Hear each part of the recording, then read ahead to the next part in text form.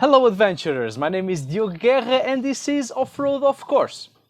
2 weeks ago I joined a group of friends to go to Algarve to participate on a very known Portuguese event called the Dakar Series. This year they had a 200-kilometer long track on Saturday and then another one on Sunday.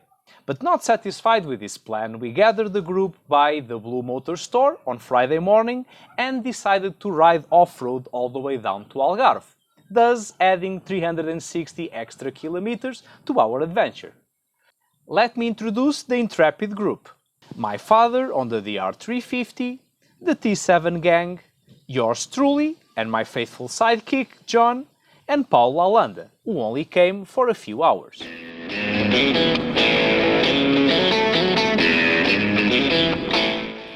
We departed, and since we were riding on familiar and easy tracks, the first 120 kilometers of the day were done in less than 2 hours. My father only learned how to ride off-road about a month ago, so it was a great relief and a pleasure to see him able to keep up with his fast pace so easily. By noon we took a break. First pit stop in Vendas Novas.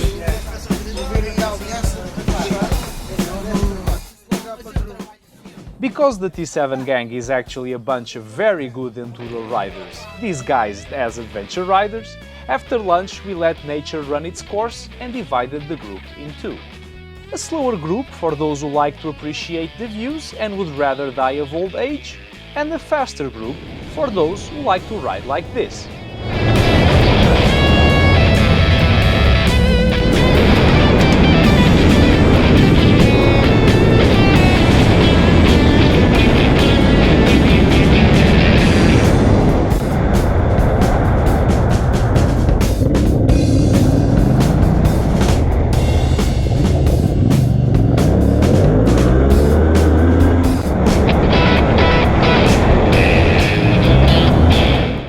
As you can see, they know what they are doing, and this was the sole reason why I stayed back with my father and John, you know, to make sure they were alright.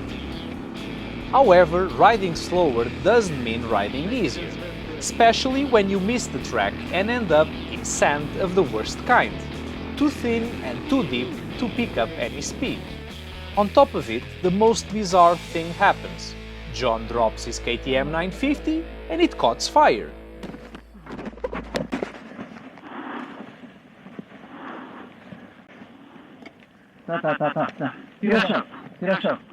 Only after a few kilos of sand and some water, we managed to extinguish the flames between the engine and the fuel tanks. Queres desmontar o tanque? Tens aí a ferramenta para isso. Knowing John, I immediately assumed the next step would be to disassemble the whole bike and verify every inch for damage. But he was so certain the flames didn't touch anything important, he turned the key and went off.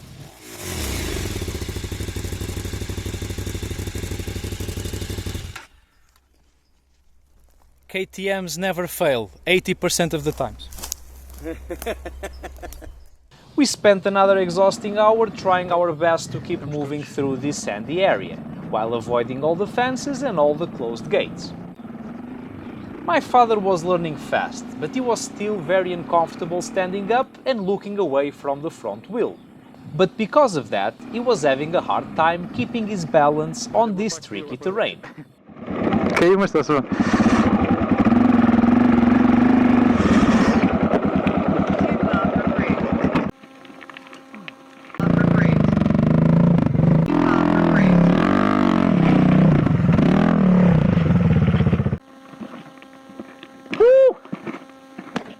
When we finally made it out, we went back on the paved road for a little while, hoping to catch up with the other group. And because I'm such a good son, I gave my father the comfortable XT660 and I took the DR. 10 kilometers up ahead we found them. The first half of the trip was very fast. We thought we would arrive at 4 p.m. or something, but then we got lost in the sand. Now we have a flat tire, so proper adventure. The usual. And John came prepared, of course. Who has a John has everything. It's an expression in Portuguese. This is the best extra you can buy for a motorcycle. It's a mechanic friend. After abusing John's goodwill, we were back on the road. Well, kind of.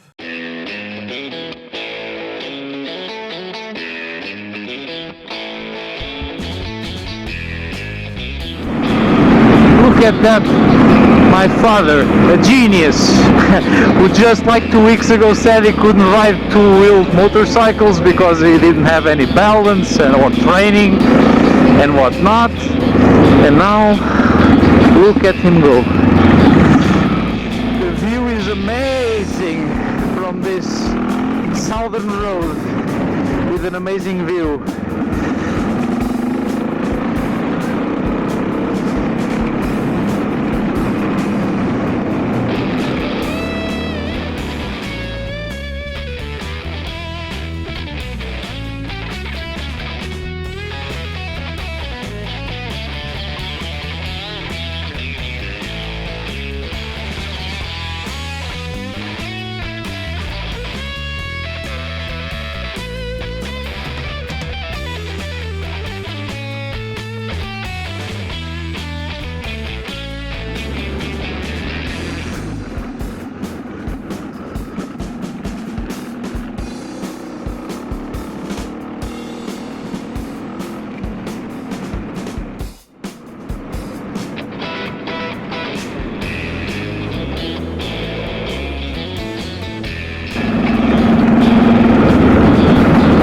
So the group is falling apart.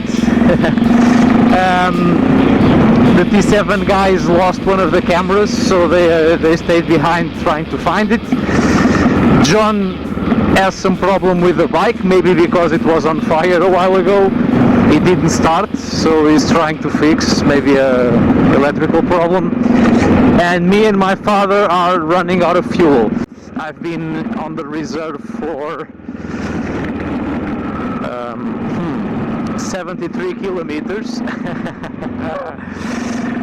It's not ideal. I think I'm already feeling the bike skipping a bit or two. Yes, I'm running out of fuel now. Shit. She's running on fumes. 79 kilometers on the reserve. Going to make it. It's over there. It's over there. Yay! And we didn't have to push any bikes. Better than expected. While refueling, the rest of the group called, telling us that John's KTM wouldn't start. So we made a new plan. Everyone took the road south to the hotel in Quarteira, and I stayed back to help John, which was fortunate because we were able to use my battery to run some tests on the KTM. John has a battery problem. The battery basically melted. So now we are waiting for the tow truck. He's gonna take the motorcycle to the hotel, and then tomorrow morning we'll fix it, hopefully. So now it's just the two of us. Everyone was already in the hotel and John was now in the tow truck.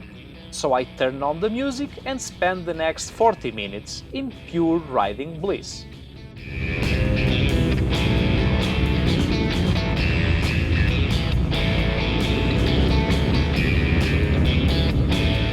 I think we arrived in Quarteira.